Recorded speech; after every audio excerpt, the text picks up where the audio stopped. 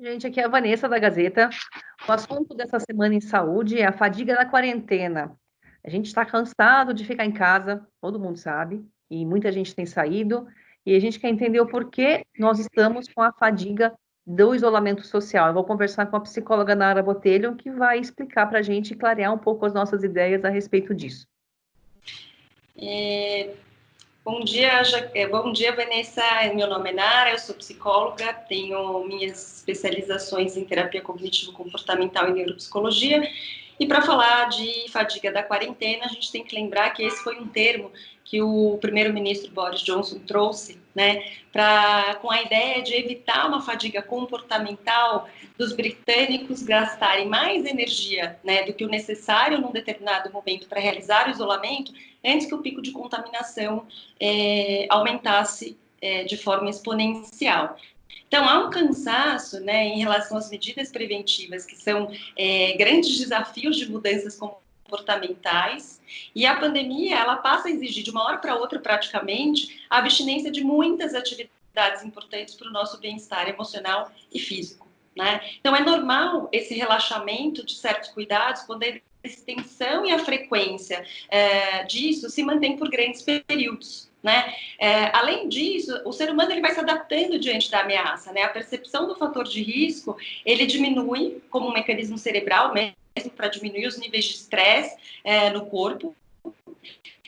E as pessoas têm uma baixa motivação, energia para manter essas medidas de prevenção. Então, aquilo que o primeiro-ministro falou para trazer esse termo era a tentativa de não fazer com que as pessoas gastassem essa energia toda, né, num primeiro momento, onde os picos de contaminação ainda não eram exponenciais. Então, era como se ele estivesse prevenindo, né, essa energia para que ela pudesse ser usada no melhor momento, né, para de fato a gente conseguir conter aí o pico de contaminação.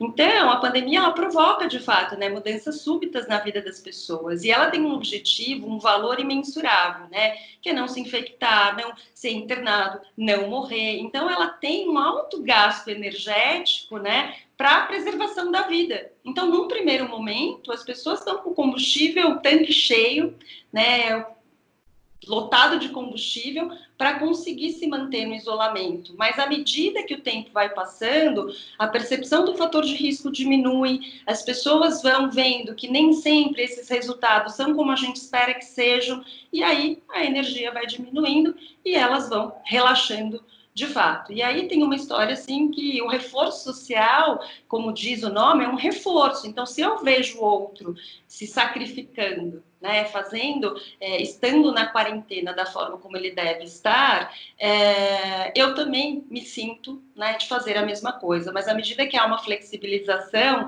é como se eu buscasse uma confirmação de que as coisas já estão melhores ou que não tem tanto problema, e com isso há um relaxamento. Então é disso que a gente está falando, né? De uma diminuição energética para que a gente consiga manter por mais tempo esse comportamento. Entendi. Perigoso, perigoso, mas a gente tem que manter o restinho de energia que nos resta para a gente poder passar por isso e voltar ao novo normal. Isso que importa. Sim, com certeza. E uma coisa importante é sempre a gente estar realizando atividades que são prazerosas, isso é muito individual, né, cada um vai escolher aquilo que é prazeroso para si, para tentar manter um equilíbrio emocional, para passar por tudo isso de uma maneira menos sofrida ou traumática. Maravilha. Obrigada, Nara, pelas explicações. Vamos continuar com o nosso assunto de fadiga na quarentena. E para isso, eu vou conversar com o educador físico e neurocientista Alexandre Ocano. Ele é pesquisador da Universidade Federal do ABC.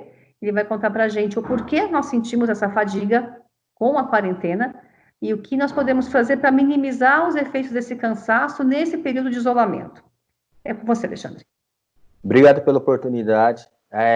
Quando a gente fez o brinde para comemorar o Ano Novo, jamais imaginaríamos, né, que nossos planos de viagem, de férias no meio do ano, né, fossem estar comprometidos. E hoje a gente está nessa pandemia e uma das queixas que temos, né, ouvido é a questão da fadiga. E a fadiga, quando a gente pensa nessa palavra, imediatamente vem o corpo, né? Mas aí a gente fala, poxa, mas o corpo nosso está parado, né? Que a gente fica em casa, mas o que explica é a fadiga mental. E essa fadiga mental, né, ela pode se dar, né, essas nossas férias prolongadas que a gente está em família, né, que nós não estamos acostumados, ou mesmo viver só, em solidão. Isso aí tudo gera um estresse. E também a gente tem alteração do sono, percepção de tempo, né? E também a gente tem um comportamento que é a diminuição da atividade física, e é justamente a atividade física que poderia ser um fator importante para atenuar todos esses aspectos. Tudo isso somado a um governo, né, que ele não deixa muito claro, né, o que a população deve tomar, e a gente tem, né, que deveria ter uma medida mais rígida em termos, por exemplo, de isolamento, né? Então, parece que o governo não está muito preocupado com a vida das pessoas, né? Inclusive, a questão de abertura da educação, né, das escolas ser tomada, é um aspecto que a gente precisa analisar isso com cuidado, tá? E acho que algumas dicas para a gente tentar atenuar isso seria a gente tentar movimentar mais o corpo a cada 30 minutos, 20 minutos, 30 minutos, levantar, dar uma caminhada, né? Pelo menos você dá 2 minutos de espairecida, que isso aí faz com que o oxigênio chegue no nosso cérebro. E você fazendo isso o dia inteiro, tem um efeito muito benéfico para nós. Tá? Outra coisa é a gente participar, tanto o homem quanto a mulher, nas atividades domésticas. Isso a gente vai ter que fazer, porque é o seu momento de meditação.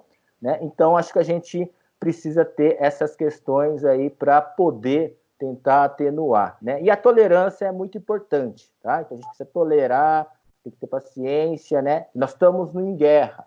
Então, a gente precisa ter esses cuidados, tá? Obrigado. É verdade.